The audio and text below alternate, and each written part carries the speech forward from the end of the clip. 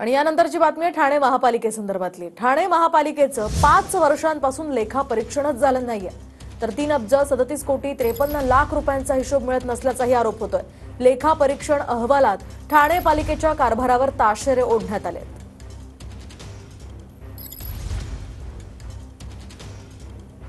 या संदर्भातली अधिकची माहिती आपण ग्राफिक्सच्या माध्यमातून जाणून घेऊयात। तर 3,37,53,00,000चा हिशोबच मिळत नाहीये। शिवाय लेखा परीक्षण अहवालात पालिकेच्या कारभारावर सुद्धा ताशेरे ओढले गेलेत।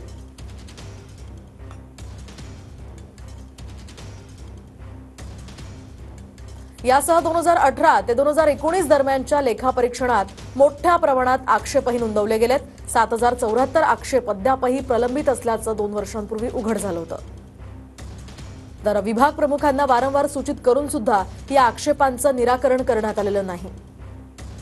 37,59,00,000चं आर्थिक नुकसान यामुळे झालंय, तर शेवटच्या लेखा परीक्षणातनं ही बाब उघड झाली आहे। कित्येक वर्ष कुणावर सुद्धा जबाबदारी निश्चित करण्यात आली नाहीये। दोषी अधिकारी कर्मचाऱ्यांना पाठीशी घालत असल्याचा आरोप होतोय।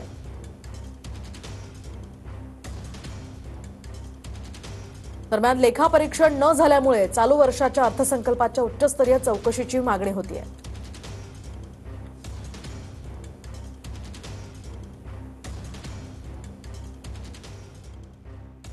अधिकाऱ्यांना दोष देऊन उपयोग नाही। महानगरपालिकेमध्ये आर्थिक परिस्थिती डबघाईला आलेली आहे। काय उत्तर देणार सांगा ना मला। एखादा काम करायचं असेल तर त्याला काम करण्यासाठी निधी तर असला पाहिजे की नाही। सर्व ओरबाडून ठेवलेलं आहे संबंध, आणि सर्व तुम्ही बघितलं कागदावरती कामं चालू आहेत। कुठल्या गोष्टीचं ऑडिट नाही आहे।